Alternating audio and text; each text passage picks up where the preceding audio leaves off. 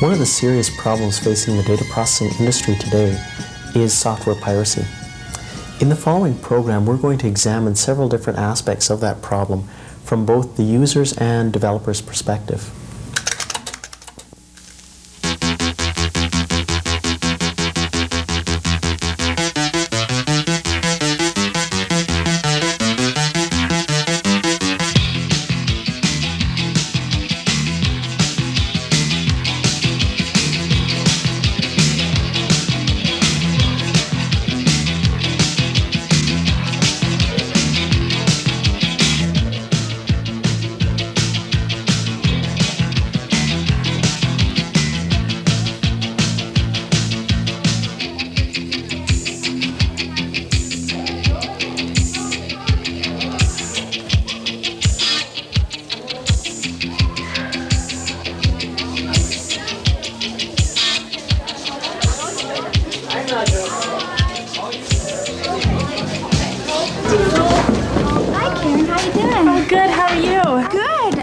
That new computer programming contest? Yeah, I did, but I don't know if I'll enter. Why not? It'd really be neat. Yeah, but there's a lot of work involved, and besides, I'd probably never even stand a chance. Yeah, to the best programmer in the school. You really think so? Yeah, go for it.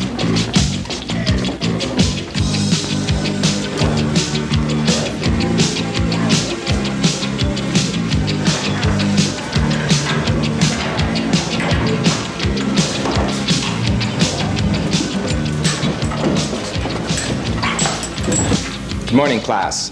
I'm sure all of you have heard about the programming contest the school is sponsoring. The deadline for entries is the end of next month. The poster is on the wall with all the rules. Are there any questions? Yes, Brian? Yeah. What did you say again? Come on, Brian. You heard me the first time. Are there any other questions? Yes, Karen? Can we work on our program during class time? Karen, there's not going to be a lot of time available during class periods.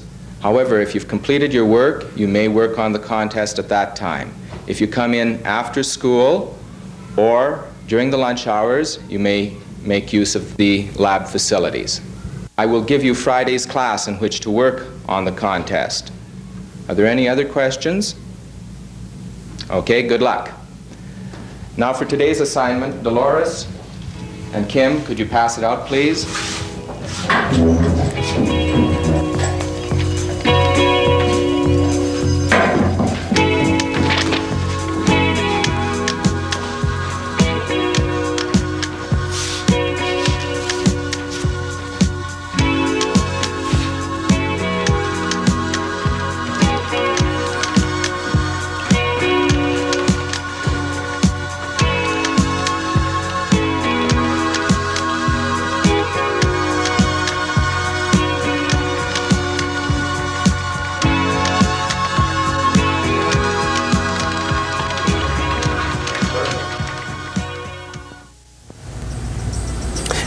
The computer industry, unlike any other industry in the history of human civilization, has gone through tremendous changes in an extremely short period of time. Those changes have brought about new problems, problems that legal systems have not had to deal with previously. One of those problems is the problem of software piracy, the problem of the protection of creative impulses. Historically, the problem of software piracy was not an extreme problem for the software industry, and basically that related to the nature of the software industry. The computer world was dominated by large systems, large machines, and the number of professionals working in that world was a small group that held stronger ethical principles than one might see at the present time. The change that happened was basically the introduction of the personal computer. With the personal computer, the number of individuals who had access to personal computing power increased by an order of magnitude. And that change brought about new problems and new dilemmas for the legal system. The result of these stresses has been the need for the legal system to resolve the balance of interest between the creator, the developer of software, and the user to find an equitable balance that is fair to both. In the following interview segments, you're going to hear from many software developers. You're going to understand from their point of view what their problems are with the existing system, and in particular, understand some background to the problem of software piracy. This problem has given rise to the need to develop new solutions. The law is evolving to provide those solutions. Well, piracy of software has come to form, I guess, more recently because of the difference in the machines. When we were back in the industry 10 or 15 years ago, there were packages that were developed and sold, but they were sold to large corporations and for an awful lot of dollars, upwards from $250,000 to $500,000 for a particular package. The software vendor would come in, put the system up, you would benchmark it, and you had that interaction and would perhaps make some changes for you. So it was as if you had an outside consulting firm working just for you for that particular thing, although that person went on and did it again and again and again. With the advent and the proliferation of microcomputers, there is software proliferation as well, and you just go to a store and buy that software.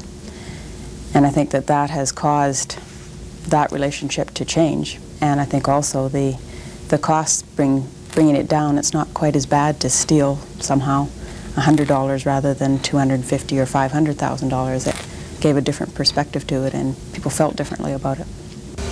It's a very intensive process to put together a commercial package. This process is manual. You know, it's not a computerized process. It involves people going out and sitting in meetings and talking to other people, and then coming back to the office and really becoming creative in translating those business principles, perhaps if it's a business system, translating those business principles into a procedure that the computer can do simply, can do efficiently. The last package that I wrote, I basically locked myself away for about 9 months, where I worked almost every day from 8 in the morning till 8 at night, most weekends.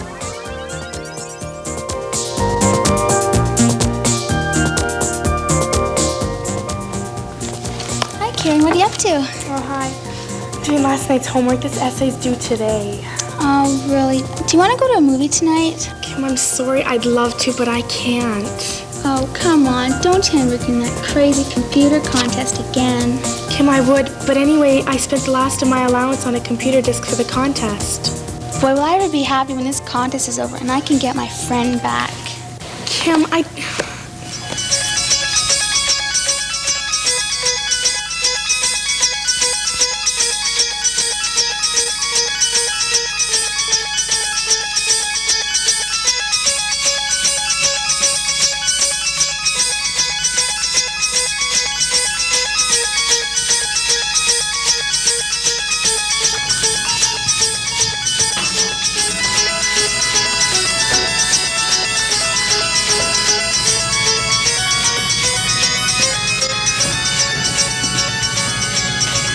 Oh, hi, Karen. Oh, hi.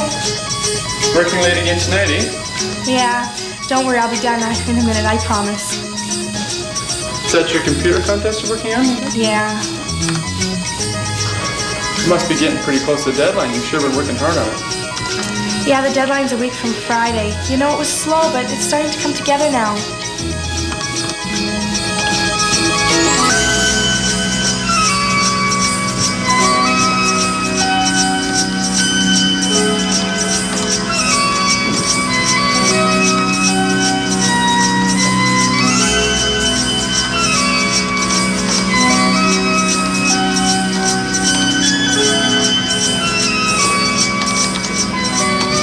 I'm not going to be much longer, so remember to lock the door on your way out, okay? Night.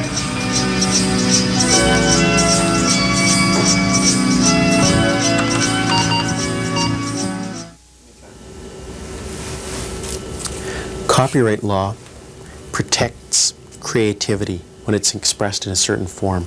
It protects creativity by providing for certain monopoly rights. For example, the right not to make another copy of a book, for the right not to have the particular form in which you express your creativity copied by another. The Copyright Act permits a person to make copies under certain circumstances and for certain purposes. An example of an exemption is fair dealing for private study. If an individual makes a copy of a work for private study, for his or her own study, then it may not be an infringing copy. However, one must remember that it must be a copy for your own private study. It can't be a copy that you want to give to somebody else or lend to somebody else, and certainly not sell to somebody else. I think the piracy problem is a real problem. I don't think it's going away, and I think probably it will get worse as time goes on and more people start using computers. In just talking to people, as a lot of people will come up and ask me about computers as they come to doctors and this kind of thing. A lot of them have stolen software already, and they try to sort of cover that off with, well, you know, I'm just sort of borrowing it or whatever. As more and more people get into using microcomputers, then probably there will be more and more quote-unquote stealing of that software, trying it out or whatever they're supposedly doing. When you buy a piece of software, unlike a piece of hardware which you own and is yours physically, a piece of software is still generally owned by the software author. You're given a license to use this software, much like a driver's license. You're allowed to drive the car around, but if somebody removes the license, you're no longer allowed to drive your car. The software is the same way. You're given the license to use the software. If you do something that requires the authors of the software to withdraw the license, you are supposed to destroy all copies that you have and no longer use it. That's basically what license agreements are for software. You don't buy software, you buy the right to use the software. Both copyright law and license agreements provide for restrictions on the freedom the user has to use that software. The economic effects of piracy basically begin with the software developer in that he gets less of a return on his dollar. He may lose money on the project. It would be not unlike, you know, a rock singer making a great hit, and one kid in the town buys it and everybody copies it. He isn't going to, that hit, it's a great song, but because he only sold one copy, won't show up in the charts. When you spend that amount of time and those dollars developing a package, and you have extremely creative people who are putting their careers on the line, you know, putting their life on the line, basically taking time, you know, out of the years that they are productive, constantly paying the bills, and there's always this stressful feeling, you know, in the back of your mind that you hope this project will be a success, and that you hope that the people who have supported you by putting money into the project for you are going to be able to realize the investment that they've made, to get a return on this investment. And when you release a product and then find the next day that somebody has made copies and is distributing this thing, and that there's a fear that it'll turn up in the public domain and not have any value, that you feel robbed. It just makes all that effort useless. You don't get any credit for what you've done. You certainly can't pay the bills. You've got investors who are angry. They feel cheated because they're not going to see a return on that money they've made. They could have done better by putting it in a savings account than investing in your project. It makes you wonder why you bother, and perhaps you don't. The next time you think about doing something like this, you might say to yourself, I'd rather buy a savings bond. And why bother putting out software for other people? What's the point of it? Piracy creates a couple of problems. There are economic problems in that the developer doesn't recover his costs. There are the other economic problems that if you are an honest person, you buy a copy, you have to pay a higher fee. If the 10 people that stole software paid for it, then the price could be cut to 1/10.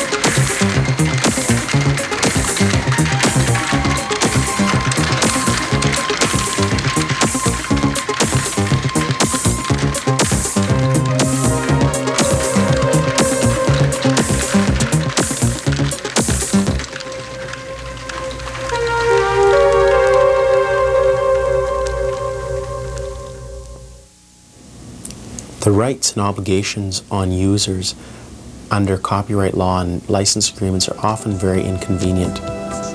Yet those rights exist for a reason. Many excuses are raised by users to avoid their responsibilities under copyright law or license agreements. They complain about high fees for acquiring software packages. They complain of poor support, and they complain of poor products and lack of responsibility by software developers in maintaining their products. Inconvenience is no excuse. However, remember, the Copyright Act provides for specific exemptions for copying in certain circumstances. A reasonable user would respect the effort that I've put into developing this product for his benefit, to make him more productive, more effective at what he's doing. I would expect him to want to protect that investment that he's made, back up his software, use it wisely so that he doesn't end up lost without any support. But I would not ever want them to just open-handedly give away my software to other people. I think a reasonable user would expect from the manufacturer of the software a license agreement that would allow him to make, basically for himself, unlimited copies. If he's running an Apple Macintosh or an Amiga with one floppy disk drive, he doesn't want to have only 2 copies as stated by the license agreement, and then have to keep shoving disks in and out. If he's working on 3 different projects at the same time, or let's say 5 different projects, he would perhaps like to have a copy of that word processor or whatever on each of the diskettes. A good example actually is somebody that writes novels or short stories, and he buys a word processor for $500. A reasonable license agreement, and a reasonable user would expect this, I think, to be allowed to have a copy of that word processor on every disk that has his data on it. So if he wants to work on a particular document or letter or short story, he inserts that disk and the word processor is right there. He doesn't first have to insert a disk to load the word processor, then pull that disk out, pull out the data disk and stick that disk in and be shoving disks back and forth all the time. I expect if somebody buys a package from us or buys a package from anyone in the industry, that they will use it for the purpose for which it was intended. And basically that was for that one individual to use in his environment. Now, however that is best achieved by him, I think he can work in that environment. But I don't expect him to be giving copies to other people. If he's got something that's interesting, he wants to show it to somebody, fine. He's got his computer, he can show them, look what I've done, and show them that. But I don't expect him to give copies. To the extent that he needs a backup copy for his own use, most packages now provide that, so I don't think there's any need to take extras, but if they don't, then 1 copy for his own backup purposes is fine. But again, I go back to, I expect him to use it in the manner in which it was intended to be used. Well, today is the big day. We finally have decided a winner in our programming contest. I've invited Mr. Prato, principal, to make the presentation of the awards. Mr. Prato. Thank you, Mr. Hopchin. Before I present the awards to the winners of our contest, I'd just like to say that you did some great work on your programs. The competition was very stiff, and I know the judges had a hard time picking the winners. However, we did narrow it down to 3 finalists, and I will present their awards starting with 3rd place. Our 3rd place winner in the contest was Jay Ponciano. Jay?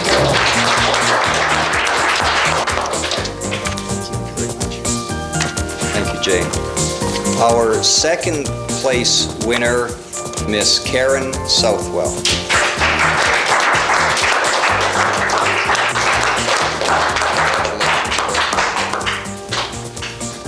And now I'd like to call forward and congratulate the winner of our 1986 Basic Programming Contest, Mr. Scott Redford.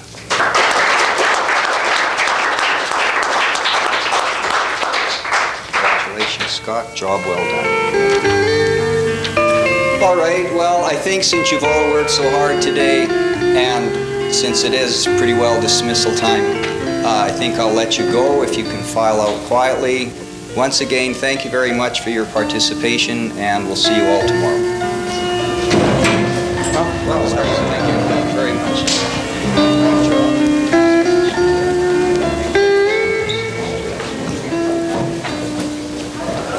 That's really too bad, Karen. I'm really sorry. You worked so hard. Thanks, Kim. Don't worry, I'll live. There's always next year, I guess. I doubt if I'll even enter next year. It's not worth the hassle. Oh, come on, I'll buy you a pot.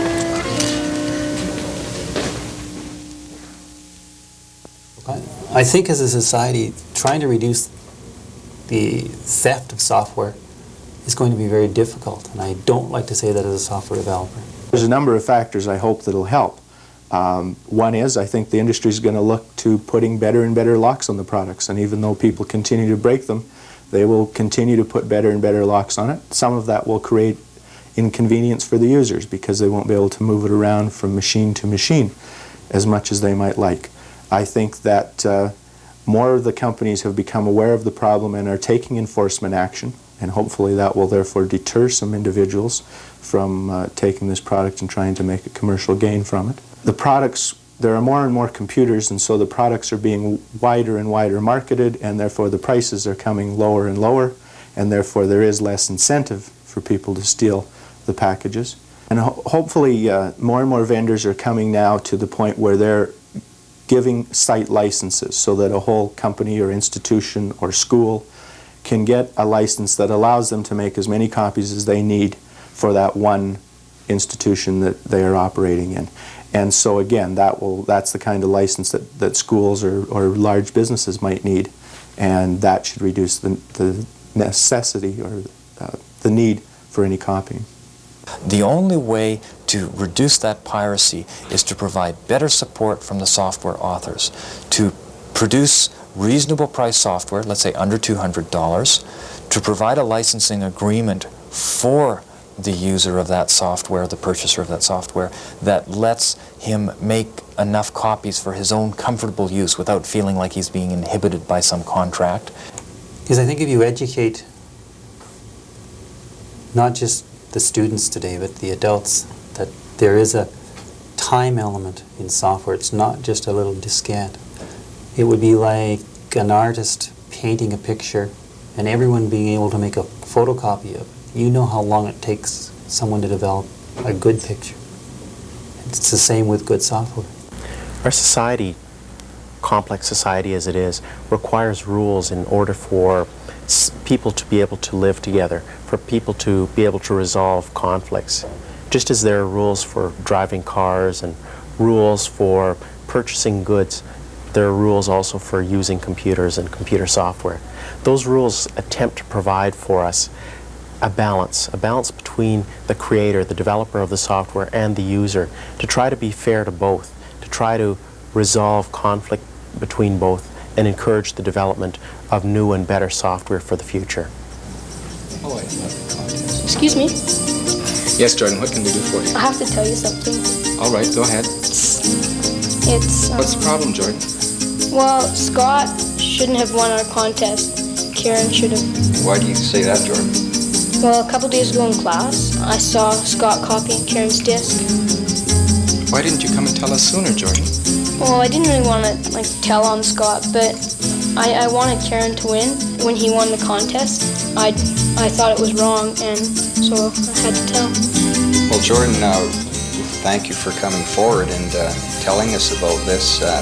It's a good thing you did, and we'll have to do something about this, Mr. Hopchin, and make sure that Karen gets the reward and recognition she deserves. Thank you, Jordan. Thank you, Jordan. In this program, we've examined some of the issues behind the problem of software piracy. We've looked at these issues from several perspectives, and we've found there are no easy answers. The solution to these problems lie ultimately with each of us as individuals.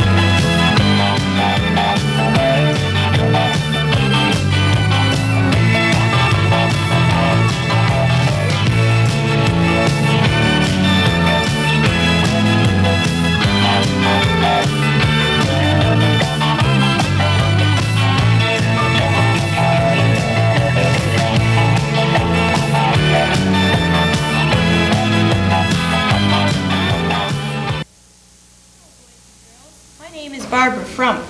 I'm a reporter from Kid TV. Normally, TV cameras are not allowed in the courtroom. The reporter must take notes by hand and have an artist do sketches of the witness and the lawyers and the judge. But today is a special day. Who knows the story of Snow White and the Seven Dwarfs? Oh, lots of you, that's good. Well, our story today is called Snow White, the Case of the Bad Apple. Once a piece of apple fell out of Snow White's mouth, the dwarves realized someone had tried to kill her. They telephoned 911. Who knows what that number is? Yes? It's used for emergencies? That's right. That's right. It's an emergency number. The police came and they investigated. From their investigation, they concluded that the Queen should be charged with 3 offenses. The offenses are found in the Criminal Code of Canada. That's that blue book there. The formal charges are written out on an indictment. This is a piece of paper here called the indictment.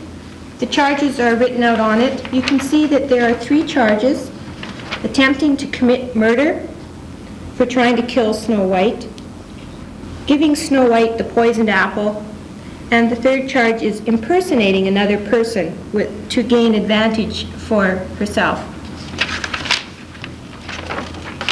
These are all very serious offenses called indictable offenses. And if convicted, the Queen will have to go to jail for 10 years to life. The Criminal Code also contains less serious or summary conviction offenses. These lesser offenses may yield a fine up to $2,000 or 6 months in jail or both. Today, we're in the Court of Queen's Bench of Alberta for the trial of the wicked Queen. She has already appeared in another court called the Provincial Court of Alberta, where the charges were read to her. She chose not to have her trial there, but in front of a Queen's Bench judge without a jury. There is a 3rd level of court in Alberta, the Court of Appeal. The loser of this trial can go there to be heard again. Let's get on with the trial. I'll introduce some of the officers of the court. You will note they're all wearing black robes, as this is a formal court. This is the clerk of the court. She looks after the files and the exhibits. The clerk of the court also has each witness swear to tell the truth, the whole truth, and nothing but the truth. This gentleman is the court reporter. He takes notes and keeps track of everything that goes on during the trial. This gentleman is the Crown prosecutor. He will introduce himself and the defense counsel. My name is Serge Galahad. I'm the Crown prosecutor. It's my duty to call all of the relevant evidence that I can and then to present arguments from that to try and show that the defendant has been proven guilty. The defendant will be represented by her defense counsel. I am Joan of Arc Davenport. I am the defense counsel. It is my job to question the witnesses of the prosecution and to put in my own witness to prove that my client is innocent. Quiet now. The judge is about to come in. Today we have sitting Mr. Justice Pettyfog.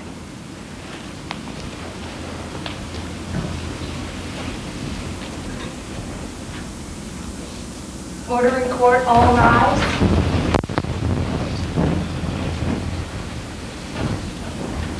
Please be seated. I'm Mr. Justice Pettyfog. My job is to listen to all of the evidence presented by the prosecution and the defense and to decide whether or not the Crown has proven beyond a reasonable doubt that the Queen has done the terrible things that she says she did. Are we ready to begin?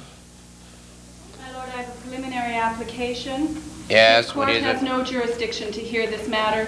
The Court of Her Majesty, the Queen of England, has no jurisdiction to put Queen Drusilla of Castle Downs on trial. She can only be tried in her own court. Are you disputing that Castle Downs is in Edmonton in the province of Alberta?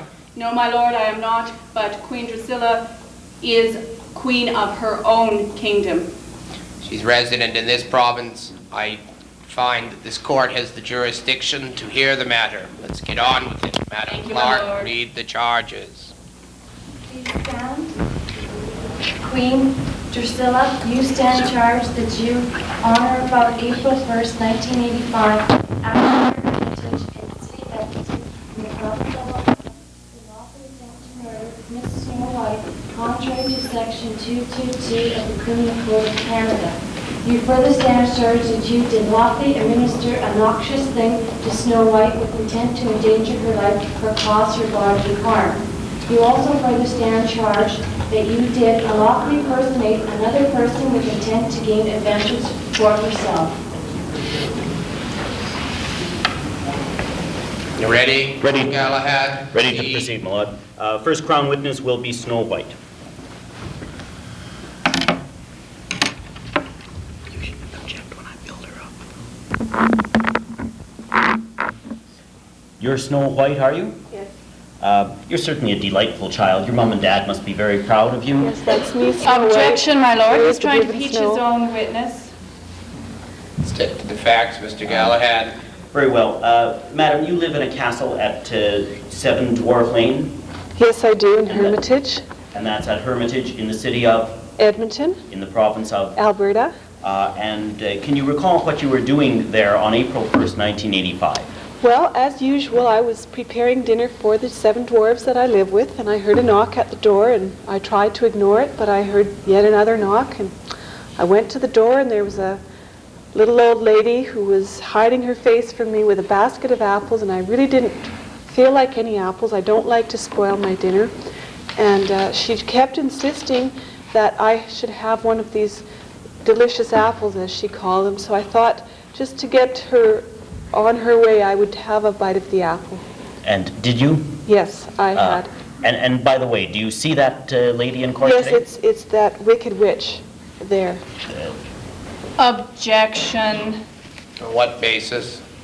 Well, I remember her nose. She had a very, very distinct nose, and even though she tried to hide her face from me, I do recall that nose. It's quite distinct.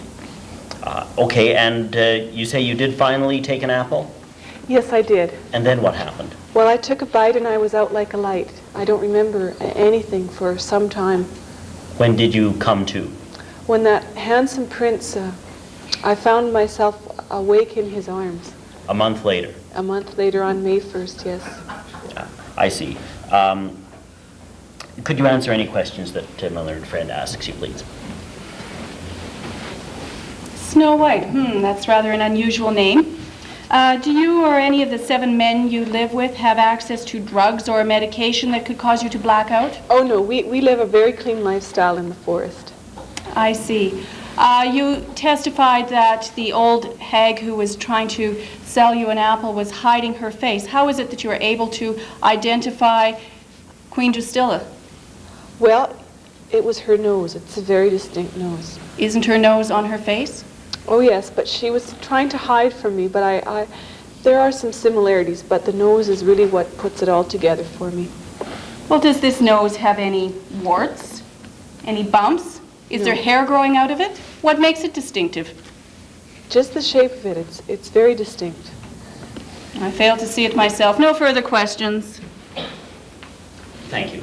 The next Crown witness will be Prince Ledoux.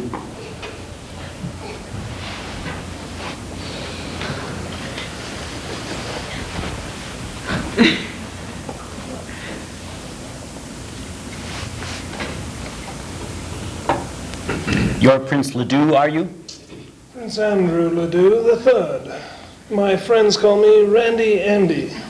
Yes, of course. And can you tell the court what you were doing on April 1st, 1985? Well, I was coming home from an all-evening soiree at Prince Rainier's. You know, Prince Wild Rainier.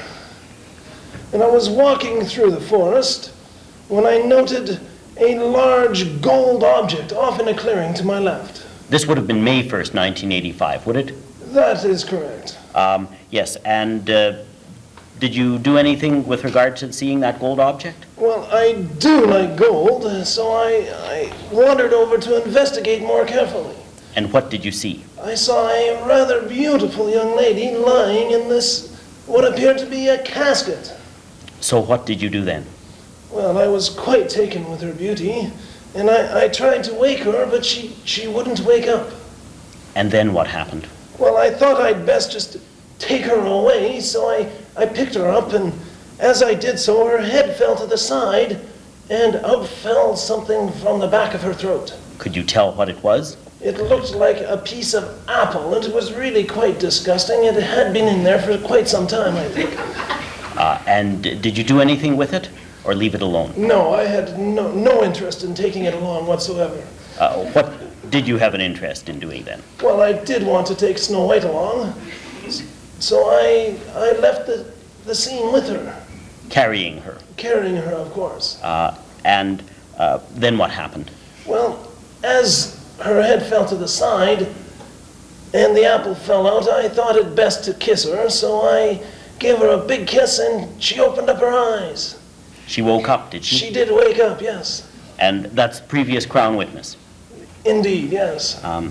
Okay, that's all I have to ask. Would you answer anything the criminal's lawyer asked you, please? Objection. Watch it, Mr. Galahad. Prince, was there any alcohol at this party that you had attended? But of course. Were you perhaps drinking any of this alcohol? Yes, indeed.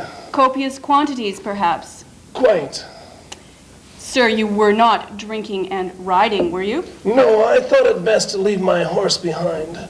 So I understand then that you were staggering through the forest. You see a dead body in a coffin. You pick up this dead body, kiss it, and it throws up apple on your shirt. Is that correct? I don't know I'd put it quite that way. Perhaps not, but yuck. No further questions. Thank you, sir. Thank you. Next witness will be Constable Gerba of the Edmonton City Police.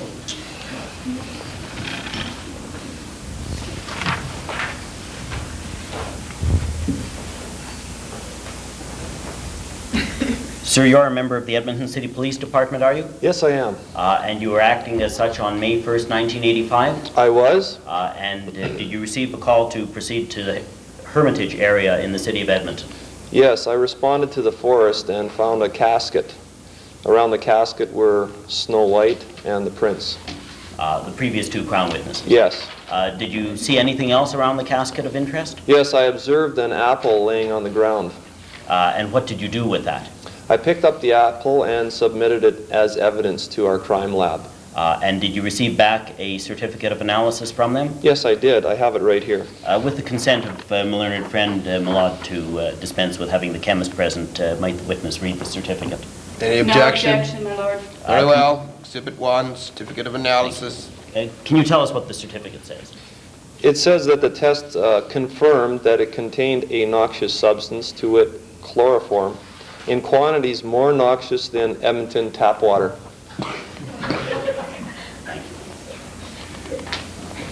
And if you might mark that as an exhibit, please.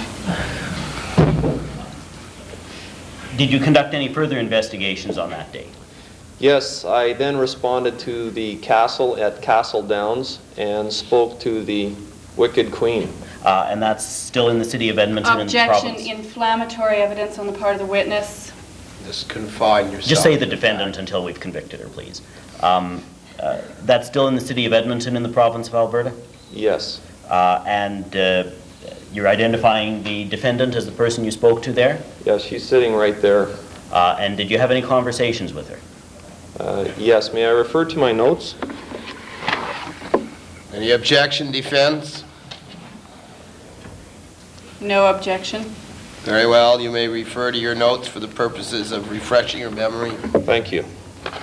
I spoke to the Queen and asked her if I could search her residence, the castle, in order to find any evidence in relation to an attempted murder charge of Snow White. Did she consent?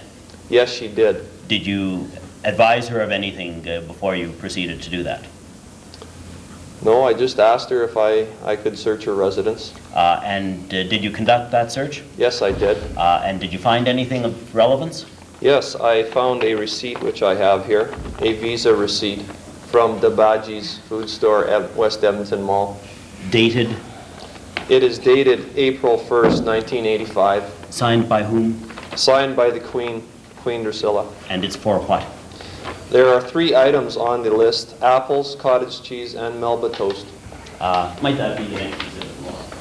Any objections, defense? No objections. Very well, Exhibit 2, Visa receipt.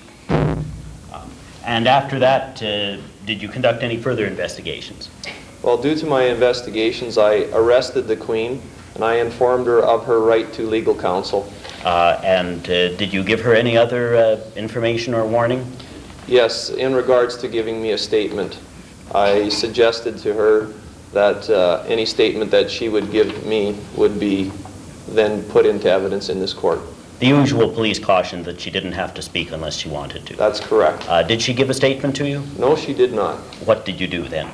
I then put handcuffs on her and dragged her to city cells. And you lodged her in the city cells, did you? Yes, I did. That completes your investigation in this matter? Yes. Thank you. Please answer any questions of my learned friend. As it is common knowledge, the enchanted forest got its name because it has magical effect on many things. Is it not possible, Constable, that the magic of the enchanted forest itself caused Snow White to fall asleep for a month or so that her Prince Charming, the drunken sot, could romantically wake her? I could not comment on that. I have no expertise in wizardry. Did you do any analysis on the bloodstream of Snow White to determine if chloroform was in her bloodstream? No, I did not. Thank you. No further questions? Thank you, Constable. The next witness will be the dwarf Sneezy.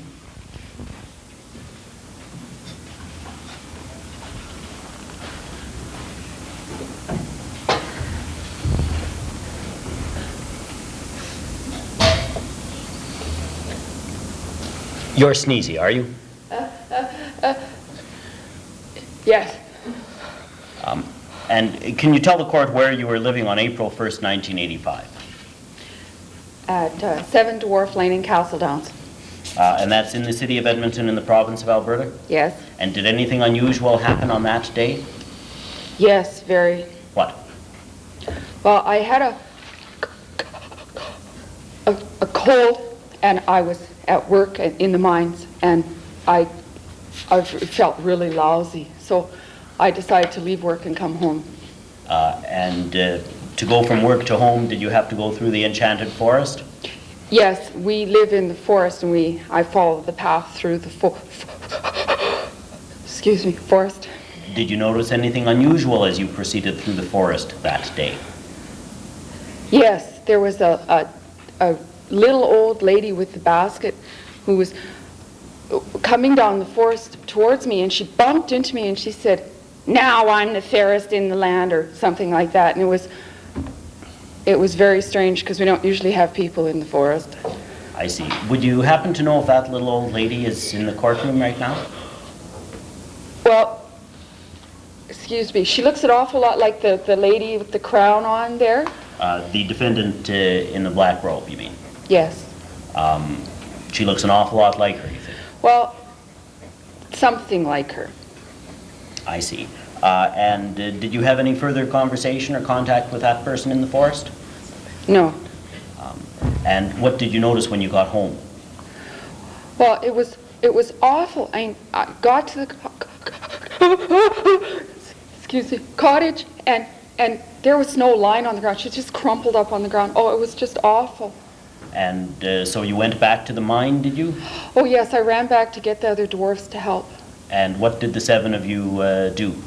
Well, we thought she was dead, so we built a beautiful golden coffin and put it in the forest, and we put her there. I see. Okay, thank you. Would you answer any questions that this lady has for you, please? Excuse me. Bless you. Mr. Dwarf, On the day in question, April 1st, 1985, you left work because you were ill? Is that correct? Mm-hmm. So that day you had a cold? Yes. And your eyes were watering? Yes. Your nose was running? Mm-hmm. Did you have a sore throat? A little bit, yeah. How were your ears? Were they plugged too? They hurt, yeah. Oh, you must have been very sick to have left work. I felt awful. No further questions. Thank you very much. Next witness, my lord, will be Grumpy.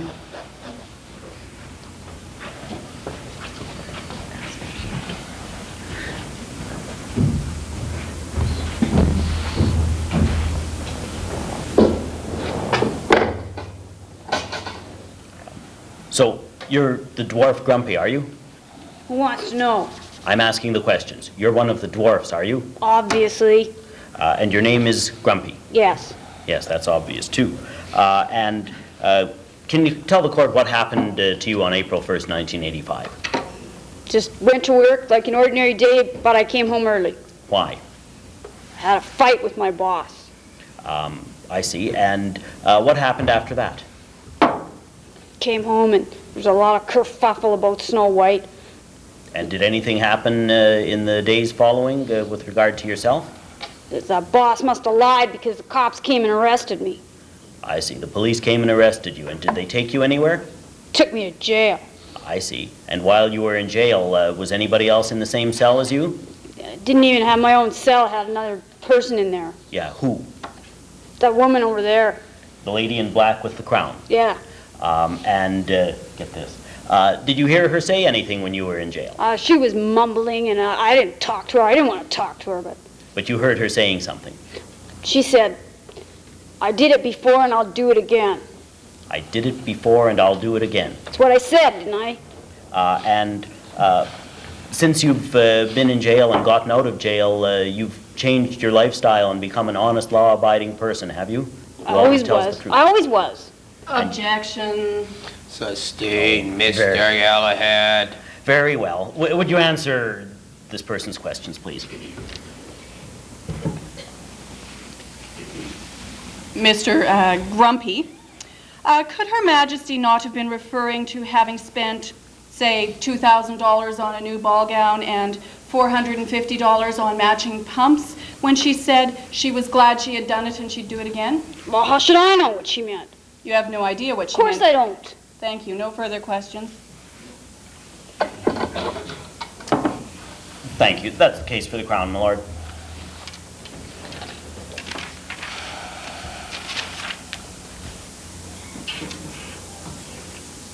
It is the job of the Crown to prove the Queen guilty beyond a reasonable doubt.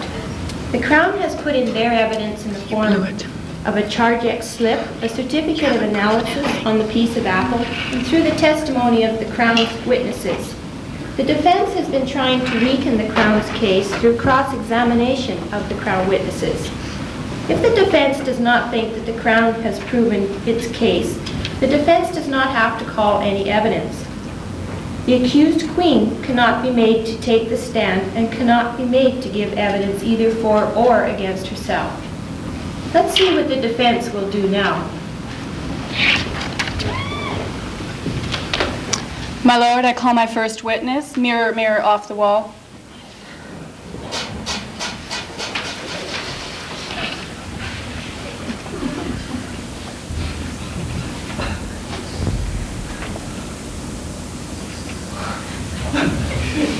Could you state your name, please? People call me Mirror, Mirror off the wall, because that's my name. I've been employed by Queen Drusilla, for the past 300 years, give or take 10 or 15. During my employment with that lovely woman, I have discharged my duties to her loyally, faithfully, and to the best of my ability. It has ever been thus, and thus shall it ever be, unless, of course, she gets sent off to jail, in which case, play me a walking song. I'll have to get a job somewhere else, I guess. Maybe a disco ball at Goose Looney's, or maybe something with the House of Pies. What was the question? I asked what your name was. Sir, what were you doing on April 1st, 1985? I was kind of hanging around the castle. Do you remember that day clearly, Mr. Wall? I remember it very, very clearly. The air was brimming with moisture. The hummingbirds were wafted upon wings of sunshine. Drew fell out of bed with a bad hangover. I remember it very clearly, yes, I do. And what did happen that day? Well, she got up at about 9 o'clock. She did her usual morning routine, a few push-ups, soaking her face in some cold ice water, applying 3 or 4 layers of makeup, that sort of thing. Then she came to me at about noon, had a chat with me. And what happened in that conversation? Well, Drew asked me the same question that she's asked me ever since I started working for her. She said to me, "Mirror, mirror, off the wall, who's the fairest of them all?" And in the past, the answer always was, it's you, Drew. You're the fairest in the land. You, marvelous. Not today, not that day. That day, I had to tell her the sad truth. She'd been nosed out by some new filly named Snow White. How did she react to this news? She went crazy, I mean, she was running around the castle, her arms flapping around. She was crying, she was wheezing, bumping off of walls. It was horrifying. It wasn't like her at all. But I'm sure you did something to comfort her, did you not? Yeah, I had a bit of a chin wag with her. I said, "Hey, Drew, when the going gets tough, the tough go shopping. Go out there and do something. Go out there, shop, buy something, get yourself a new dress, a new tiara, maybe some makeup." So, I think she took my advice. Let's say it was about 1 o'clock in the afternoon. She finally headed out with her shopping bag. And did she return? Yeah, she came back later on that afternoon, I don't know, 4, 5-ish, something like that. She felt great. I mean, she looked relieved. She just looked like she was on top of the world again. Had she done some shopping? Well, her bag was full of stuff. She did have the new dress. She was wearing a new color of makeup. I'd never seen it before. It's purple or something. Yeah, but she looked good, and yeah, she must have bought something. Thank you. No further questions? So you're just hanging around the castle that day, were you? That's right. And you've come to court today to give evidence on behalf of your employer? That's correct. A person that you say you're very loyal to? Very loyal indeed. And you'll be out of a job if she gets convicted and goes to jail, won't you? Yeah, I guess so. There's work for me. There's got to be something. I just know it. Like what? Well, I don't know. Maybe I can get a job at Manulife as a window. I don't know. Maybe you might get made into a bunch of dental mirrors, eh? Hey, come on, man. You're in big trouble if the Queen goes down the river, aren't you? Hey, that's cold. That's cold. Hey, she's a good woman. I mean, beauty's only skin deep. You look like a potato. I'm sorry. I just feel badly about this. And you want to make sure that your evidence reflects well on her, don't you? Yes, I do. Thank you. That's all I have to ask of you. Thank goodness. Next witness. I call to the stand Queen Drusilla of Capel Downs.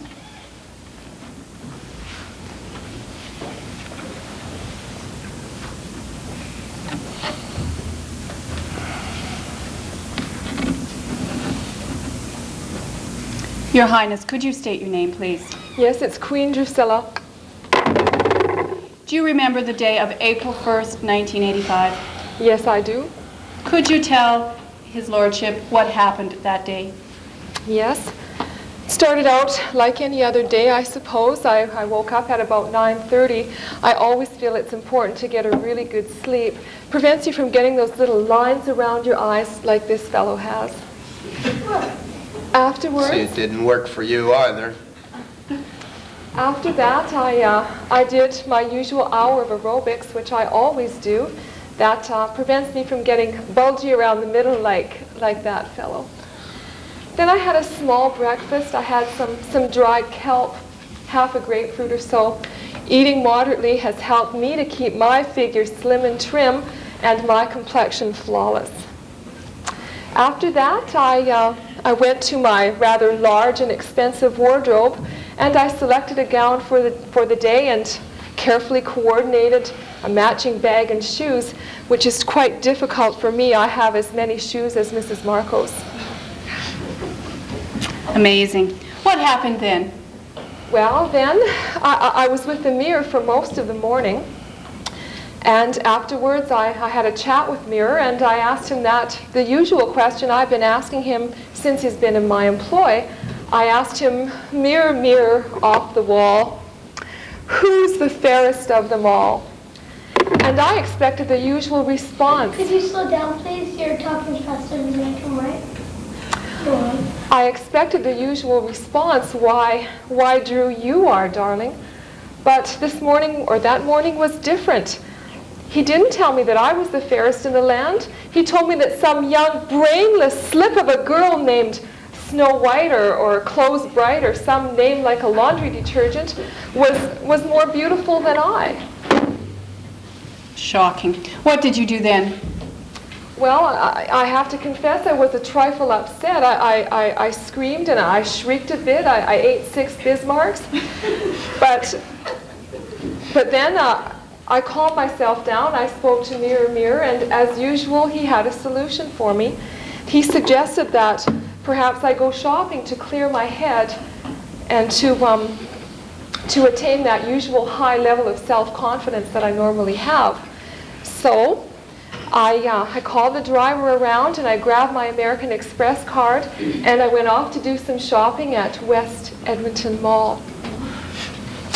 On the way to the mall, I had the driver stop at my plastic surgeon, Dr. Nippentuck, for a consult, and he advised me that there was nothing he could do to improve my appearance. Hearsay, my lord.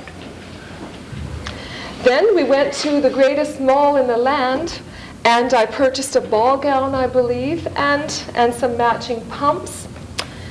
And I had my makeup redone, and we went back to the castle. Actually, as I recall, I stopped to purchase some groceries as well. Then we went back to the castle. I'm sure I returned there at about 5:30 or so. I'm usually home by 5:30. That's the time I have to redo my 24-hour mascara. I see. Do you by chance recall what it was you purchased when you bought those grocery items? I believe that I purchased some apples and some cottage cheese and maybe 1 or 2 other items I can't recall.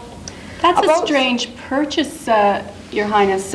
Why would you buy that? Scarsdale diet, of course. Everybody knows that. Get on with it. Of course.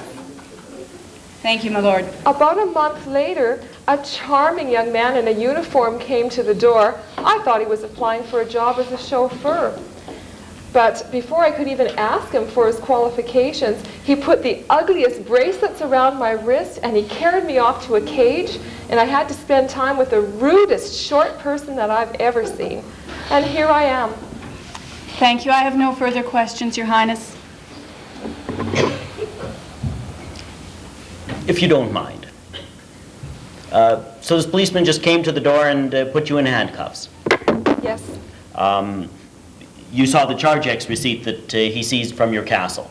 Yes, And that's your signature on it for the groceries that you've told us about that you bought. that's correct. And you were really upset when you found out that, as you put it, this girl with a name like a laundry detergent had edged you out for number 1. Well, I was a trifle upset, yes. And you realized, of course, that when you're number 2, you have to try harder, eh? And so you decided to try real hard to get the title back. Isn't that right? Well, yes, I did. I knew that with a little bit of a makeover and some shopping that I'd be back in first place in no time. Now, you have the power, do you not, Queen, to change yourself into the appearance of someone else?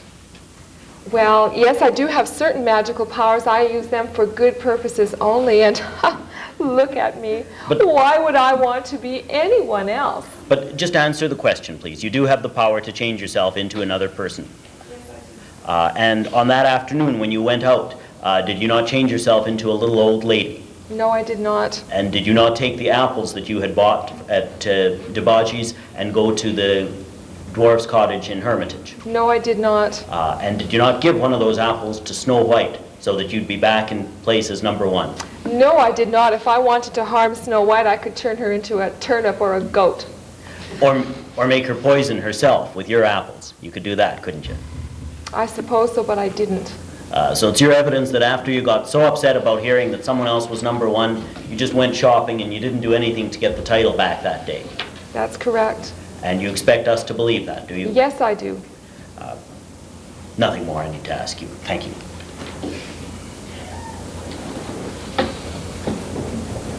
No redirect. Thank you, Queen Drusilla. I have no further witnesses, my lord. Any rebuttal, Mr. Galahad? None. I've called all my case at once. Keeps the Court of Appeal happier that way. Indeed. Slow learner. All right, I'll hear argument.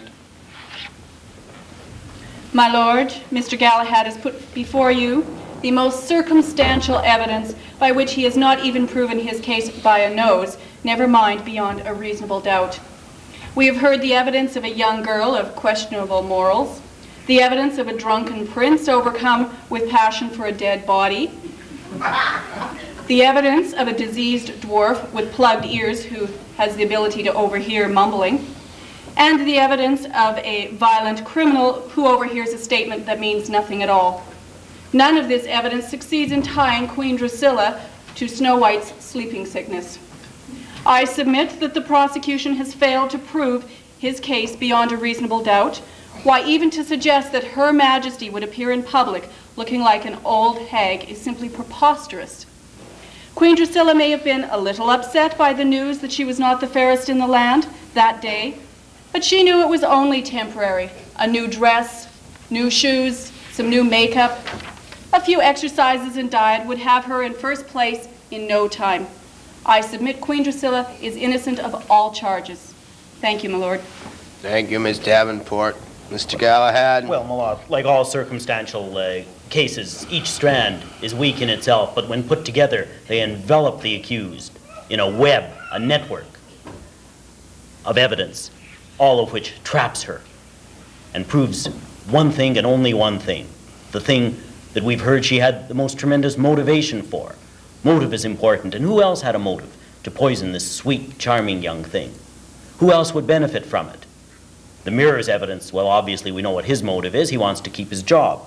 I suggest to you that this case, like a jigsaw puzzle, piece by piece has come together, and in front of you there is today the picture of guilt. Thank you.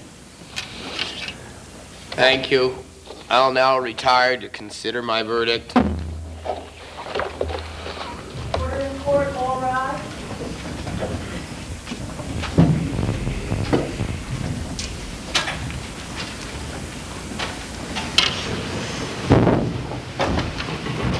While the judge is out deciding, let's take a vote. Please raise your hand. Who thinks the Queen is innocent? Not too many. Who thinks the Queen is guilty as charged? Well, let's see what the judge has decided.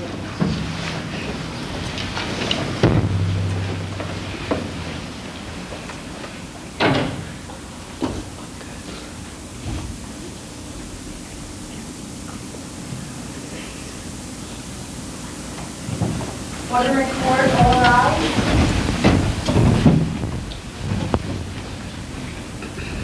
Please be seated.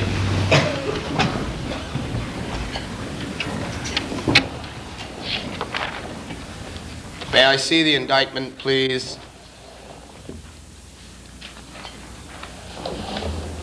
Thank you. Having heard all the evidence before me concerning this matter and Queen Drusilla, I make the following findings of fact. The events in question all took place in the city of Edmonton and the province of Alberta, and I'm satisfied that gives me jurisdiction to deal with this matter. Further, I'm satisfied that all the important matters took place on April the 1st, 1985, as alleged in the indictment. I find as a fact that Queen Drusilla attended at Snow White's cottage on that date with poisoned apples. I find as a fact that Snow White ate of that apple with chloroform And I find as a fact that as a result of that chloroform, she lay unconscious for a considerable length of time until she was resurrected by Prince Andy. How do I come to these findings of fact? By weighing the evidence. It's said here the evidence of mirror, mirror off the wall is unreliable because he is a long-time employee. I don't put much faith in that argument. He told her the truth after 300 years and risked everything and told her she was no longer the fairest in the land. Was there anything about what he said that sounded untrue? Consider his evidence with respect to the way the Queen responded. She went crazy, to quote him. She flipped out, flipped around. Subsequent to her return some hours later, she was quite happy. The Queen offers an explanation by way of an alibi as to what she was doing during the time she was absent. There is where we have to look at two important matters. By her own admission, she visited a plastic surgeon, perfectly capable of changing her features. Further, by her own admission, she was remade up. Further, it's established through her own witness that she has magical powers. Has she been identified as being at the cottage? About this, the matter is not so clear. Here, the evidence becomes very circumstantial. Can she be identified by a nose? Perhaps some other time, but I am not satisfied in this case that that evidence is enough. But consider the exhibits before us, in particular the visa receipt. It's dated for April the 1st. It indicates that she was at West Edmonton Mall. This agrees with the Queen's own evidence. How else could the receipt come there? From that evidence, we remember Snow White indicating the last thing she remembered was eating an apple that had been given to her. Now it is said these pieces of evidence are circumstantial. Well, circumstantial evidence is like alphabet soup. You can arrange the letters so that they spell words. In this case, it's not innocence, but guilt that they spell. With respect to the charges before the court, am I satisfied that the Crown has proved beyond a reasonable doubt that the Queen attempted to murder Snow White? I'm not satisfied beyond a reasonable doubt that I have any evidence that Queen Drusilla gave her the poisoned apple to kill her. Perhaps, but I'm not satisfied beyond a reasonable doubt. And of that charge, madam, I find you not guilty. Secondly, the Queen here is charged with giving Snow White a noxious thing to endanger her life or cause her bodily harm. Clearly, what could be more dangerous? The dwarfs thought she was dead. I find that to be bodily harm. Clearly, that's why she gave her the apple. I find her guilty of that offense. There's a third count, that the Queen impersonated another person with intent to gain advantage for herself. No question that she did what she did so that she would be the fairer in the land. But the law must be satisfied here. It's not been proven that she impersonated any person that you or I might know. At best, the Crown's case comes to a little old lady. That could be your grandmother or mine, but we need a person. Accordingly, I find her not guilty of that charge. Penalty? It's my submission, my lord, you've heard the facts. It's a very serious crime of which you have found her guilty. Ask for the maximum punishment. Defense? My lord, Queen Drusilla is a victim of fashion and accessories. But she has learned her lesson. She has always been generous to her subjects and servants, inspiring deep loyalty. She helps our Alberta economy by employing thousands. She is very involved with charitable deeds. She has for centuries given her old clothes, after she's worn them once, to the needy. I submit a fine and perhaps the donation of her exercise bike to my learned friend to help him with his bulging middle would be sufficient penalty. Thank you, my lord. I must consider a fair number of elements in sentencing. Firstly, rehabilitation. Can this woman be rehabilitated? Perhaps, but not by the courts. Only a nose job will do that. Can this woman be specifically deterred? Certainly, if we lock her up for long enough. Will this stop others from doing it? I can't imagine who else would be of like-minded matter. Stand up, convict. You've been around for a number of centuries. I must keep that in mind when I make an appropriate sentence. I can imagine no more heinous crime than to leave a woman for dead. Were it not for the slimy Prince Andrew, we might still be lacking one of our citizens. I can't imagine a worst-case scenario. Accordingly, I determine that this is deserving of the maximum sentence, which in your case is 14 years.